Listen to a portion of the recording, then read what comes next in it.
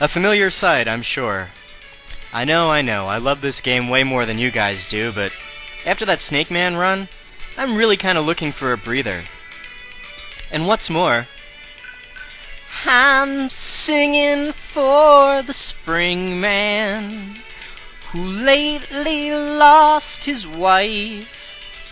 There is no dearer friend of mine that I know in this life. Yeah, if you get that reference, I'll buy you a lollipop. Also, you're too old to be playing video games. Wait a minute. It can't be time for the achievements already. The video's not that short. No, of course not. This is the normal stage music for Springman. Several of you have asked me where I got the achievements music from, and now you know. And shame on all several of you for not having played such a great game. Although, as I mentioned in my Shademan video, you're not missing too much in terms of soundtrack overall. I really do like this song, and I love Shademan's music. And beyond that, there's not really too much that's memorable. There you are. Still a great game, though, and I will definitely go to my grave defending it.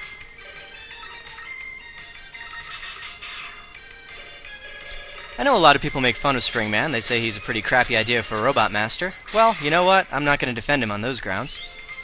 But I really do like him all the same. His stage is a lot of fun. I like the springs. It kind of adds an interesting element to the physics here in Mega Man 7. Disregard what I disregard what I just collected, please. And of course his music is bouncy and fantastic. It really is some of my favorite music in the series. Maybe not top 10, but very possibly top 15. Very much unlike most Mega Man music, but that doesn't make it bad. This spine here, if you want to drop a danger wrap on him, you can make life much easier on yourself. It gives you a lot more room for error. Here though, danger wrap or not, you're really in some tight quarters. You've got the spikes to deal with and then another spine, so let's have Rusher in his keep. It's only fair, those kibbles aren't free.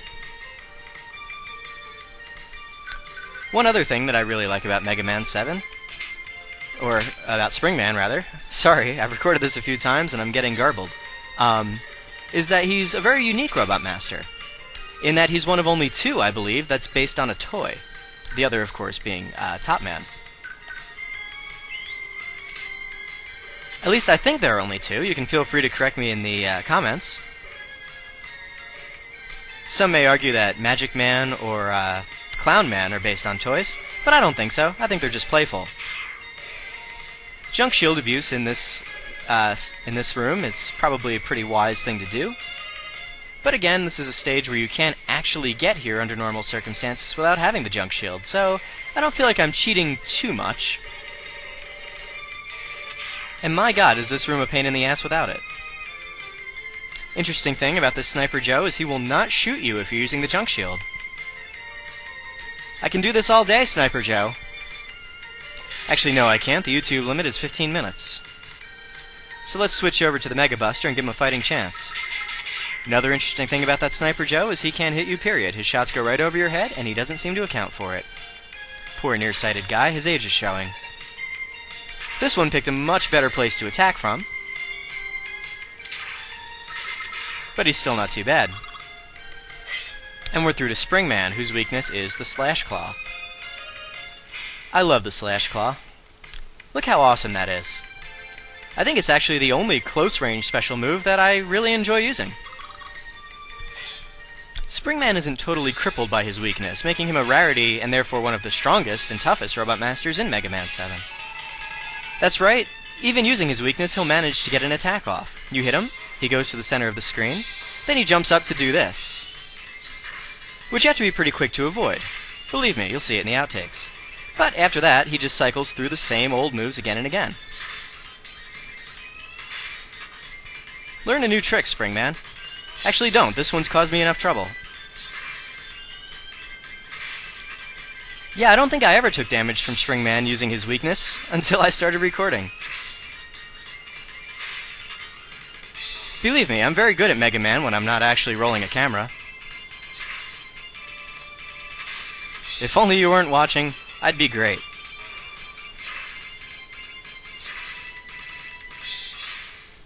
But he's down. Adios, Springman. You were a great deal of fun. Making you a much better success as a toy than you were a Robot Master.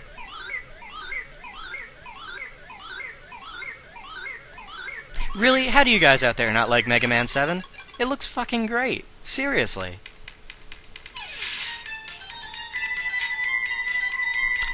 Yeah, the shrieking text noise, that's about the only thing I don't like about Mega Man 7. But we'll be free of it soon enough once Dr. Light clarifies Mega Man's incomplete understanding of the weapon he just obtained. Yeah, we got the Wild Coil. It's a weapon that comes out both sides when you use it, and you can charge it up to make it bounce higher. It's also really awkward and unsatisfying to use, meaning it's pretty much a shoo-in as the final boss's weakness. And that's it. Springman is down.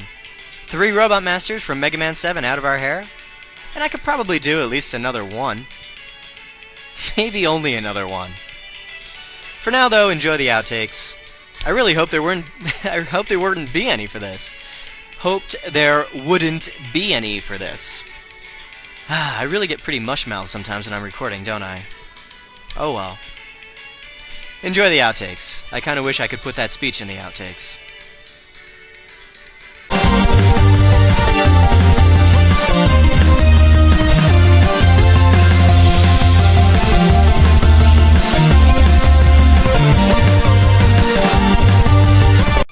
He's not totally crippled by his weakness, and by that I mean he can actually get an attack off.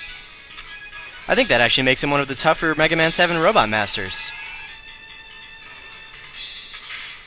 You hit him with this, he jumps to the center of the screen, and fucks up the no damage run. Yeah, I will preach the merits of Mega Man 7 till the day I die. Deal with it. If you use the super adapter, you can get over there. And it does actually make this next section a little bit easier, but it's still not too bad without it. Never mind. Springman, believe it or not, actually does get to squeeze an attack off on you if you use his weakness. I think by that fact alone, he might actually qualify for being one of the tougher Mega Man 7 Robot Masters. Hit him with the Slash Claw, parts of his fly off, which I really like, and he does fuck. Well, I wanted a breather, and that's exactly what I got. I was really hoping that this would be the first one in a long time where I didn't actually have any outtakes. No such luck. That said, it really wasn't so bad. I knew Springman wouldn't really be a problem. The worst that could really happen is that I would have trouble in that big room with all of the springs and the flying enemies that shoot at you, but I didn't really have any trouble there, which is surprising. However, because that's the only area in which I did anticipate trouble, I figured it would only take me 3 attempts before I got a successful no-damage run on video. I was wrong, but not by much. It actually just took me 4. And honestly, 2 of those were just me timing things extremely badly in the fight with Springman. For whatever reason, I do have trouble timing things in Mega Man 7 when fighting the bosses. I have no idea why. I do decently with the 8-bit bosses from the first 6 games, but once we move into 16 bits, I have a little more trouble reacting. Not sure why that is, probably something psychological. But yeah, Springman is down, and many of you probably experienced for the first time my achievements music in its proper context. Speaking of which, let's hear it again.